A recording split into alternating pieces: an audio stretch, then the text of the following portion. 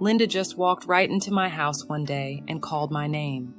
She met me in the bedroom and announced that she had something to tell me. Her and Mark had been sleeping together. I didn't say anything other than maybe, really? It didn't shock me as much as what she had to say next. She had also been sleeping with our dad, and he was paying her $300. At this point, my mouth dropped. Yeah, that's right. My husband and my dad were both sleeping with Roy's widow. No wonder Roy had appeared and shook his finger at her. I was stunned. I couldn't believe that people could be this vile and disgusting. Why even? It's sickening. At the time, I had no idea why she felt the need to come all the way over here to tell me this. What was she expecting from me? She watched my face closely, but I had nothing to say except maybe, okay, and she left. That evening when Mark came home, I told him that Linda had been by. He seemed excited and kind of looked around, as if hoping she was still there somewhere. Then, nonchalantly, I told him that she told me she had slept with him. He was surprised, but he became furious when I told him that she was also sleeping with my dad. Enraged, he immediately punched me in the mouth as hard as he could. Remember, Mark was a boxer and knew how to deliver a punch. I was sent reeling several steps backward, almost falling into our lit gas burner. I managed to stumble forward and fell across the bed as Mark stormed into the living room. After a moment, I awoke to find a pool of blood oozing from my mouth onto the mattress. In a daze, I went to the bathroom and looked in the mirror. In horror, I saw that both my front teeth were broken and gone. Holding my mouth agape, I tried not to swallow the blood that had congealed there. My whole body began shaking involuntarily. Moaning, I felt something hard stuck far back in my throat. Leaning over the toilet, I began coughing to try and clear it. Strings of blood and saliva drooled from my mouth until my teeth fell into my trembling hand. He helped wipe the blood from my face and mouth and walked me to a neighbor who drove me to her dentist. The x-ray showed that my upper gum was also split.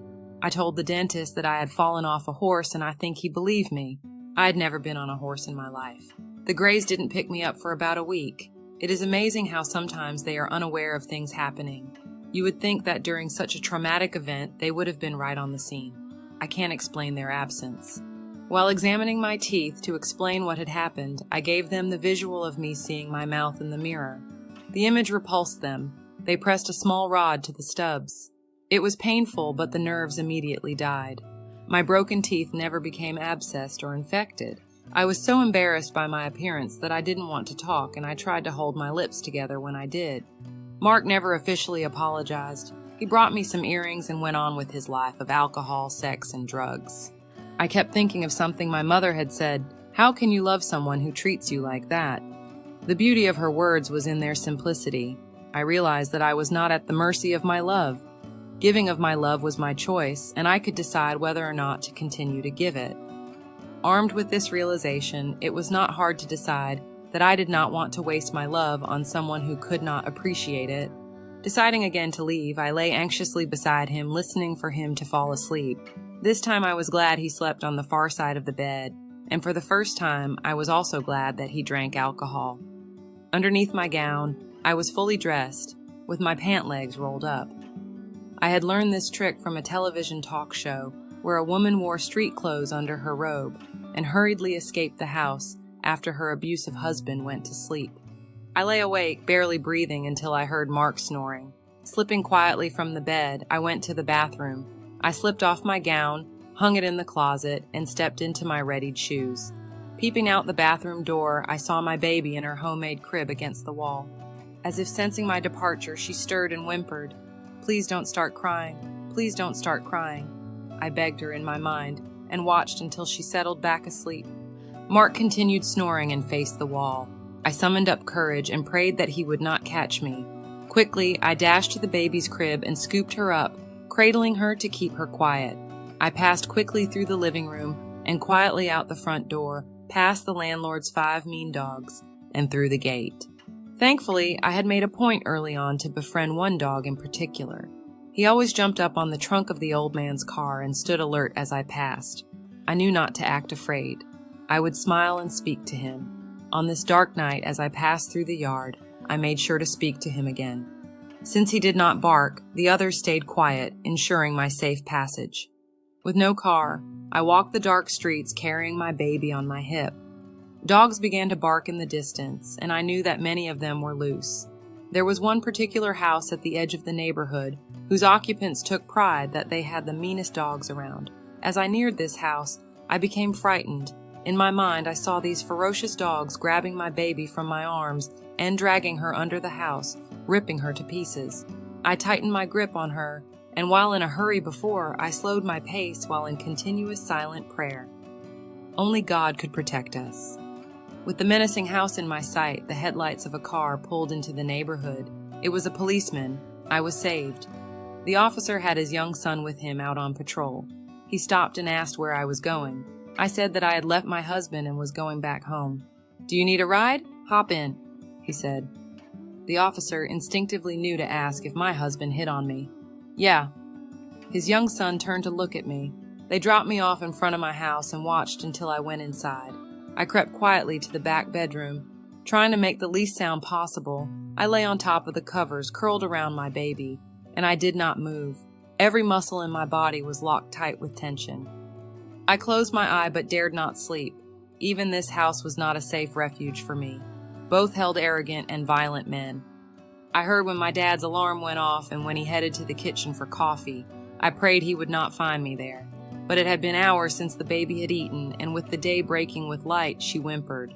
Dad stopped dead in his tracks, and here he came. I did not sit up. I did not move. I did not speak. He stared at us. He went back to the kitchen, and with a clang, said, "I'm leaving the keys to the car and some money for you guys on the table." He left for work on his motorcycle. Before you think, "Oh, how nice," let me continue. I am fast approaching on the second worst day of my life. A few days passed when I walked into the house to find my dad sitting on the couch with a whetstone in his hand. Slowly and deliberately, he grated his pocket knife back and forth, all the while looking directly at me to make sure I saw him. He made a show of it, obviously having waited for me to come through the front door. It was my habit to avoid him if at all possible, never allowing our eyes to meet, so I tried to pay him no mind. I really should have. Early one morning soon after, Mark appeared at my bedroom window. Everyone else was still asleep. We sat on the porch and talked. Mark apologized for hitting me and promised he would never do it again. He was behaving calm and civil, like a man of good reasoning. Then, he suggested we drive over to the store and he would get us both a Coke. I could even have my own. Stupidly, I got in the car with him and became alarmed when I realized he was driving me straight back to our house. Once parked in the driveway, I refused to get out. Mark came around to the passenger side to pull me out, and I clamped a tight hold onto the steering wheel. Without much effort, he was able to break my grip. He grabbed me from behind and lifting me, carried me to the front door. Setting me down, he pointed out the padlock that he had hammered into place with penny nails. Those were the big ones. And just in case I wasn't getting it, he let me know that this lock worked from the outside. He intended to keep me from ever leaving him again. He then picked me up and carried me through the house and dumped me on the bed. He then had sex with me. I just laid there. By this time in my life, I was adept at turning myself off. No feelings, nothing. People and things in my life were completely out of my control. And for me, the whole world had gone insanely and dangerously mad. Mark paced the bedroom floor as if unsure what to do next.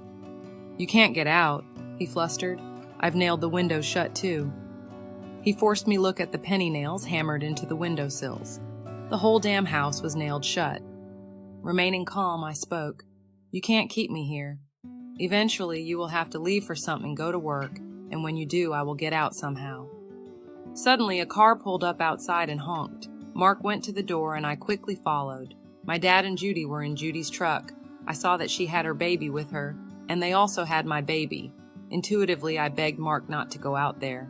"Let me go and I will get rid of them," I said. But he did not trust me to return. I warned him.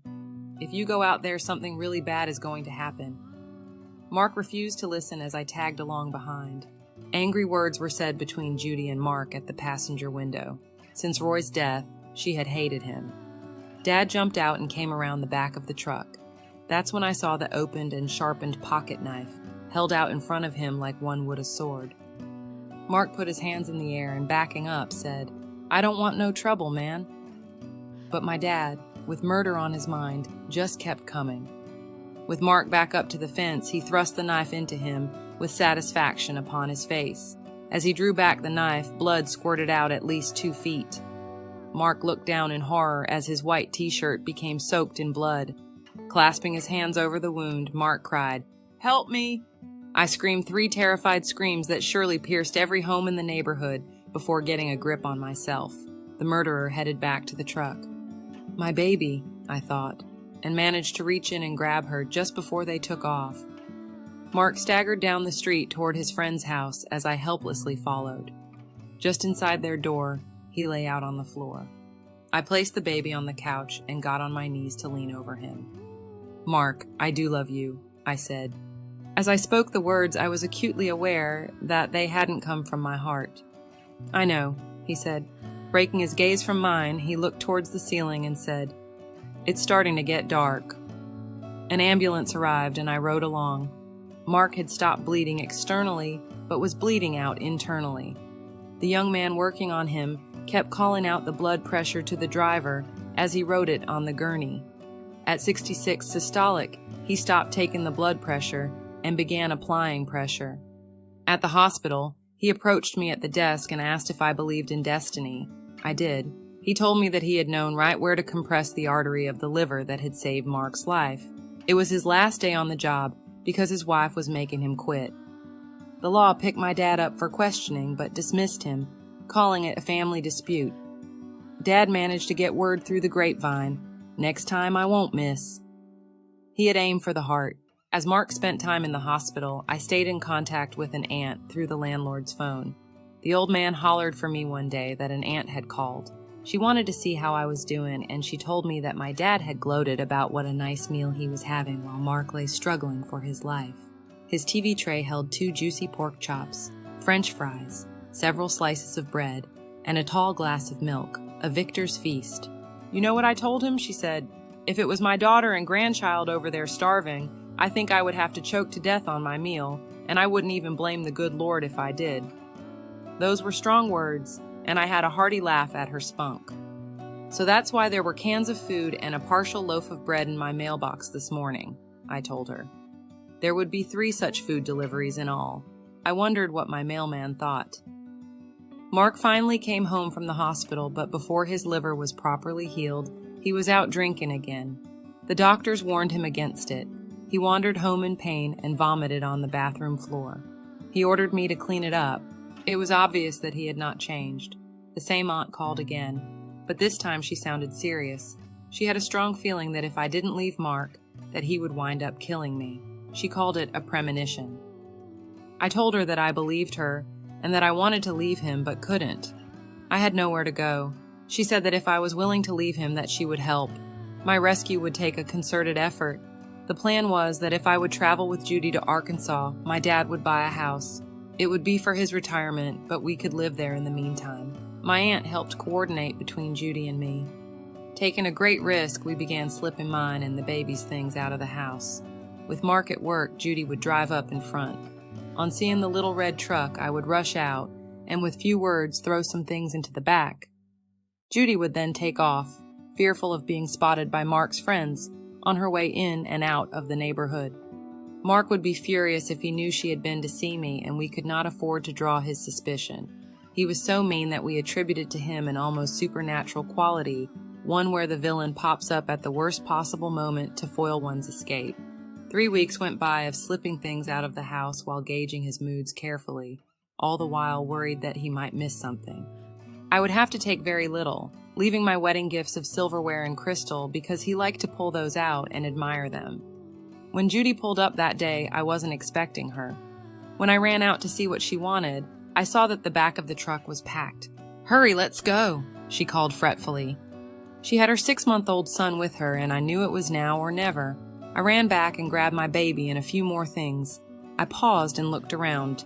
There was no time to leave a lengthy goodbye note, so I signed the back of a photo of me and the baby. It read, "The 2 you didn't want." I left it on the coffee table and ran out the door, hopped in the truck, and the 4 of us took off. Judy drove like a maniac, arms tensed and knuckles white on the steering wheel. She imagined that Mark was hot on our trail. She insisted I watch for him behind us. "Do you see him?" she kept asking. We did not relax until we were hundreds of miles out of Houston at the border of Texarkana. We eventually arrived at McCaskill, Arkansas, at another aunt's house. If I had not been so far away, chances are that I would have again gone back to Mark and would not be alive today.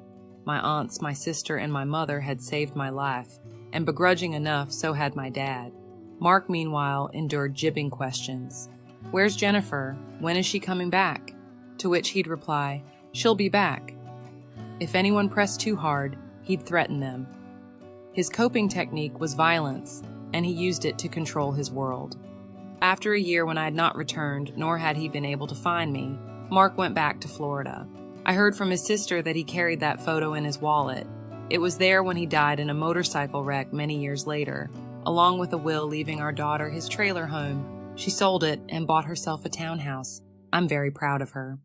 I am so fortunate to have left Mark after only 3 years of abuse. Many women stay much longer. I look back now and it's like I'm not even the same girl. I have accomplished so much and have come so far from those dark days.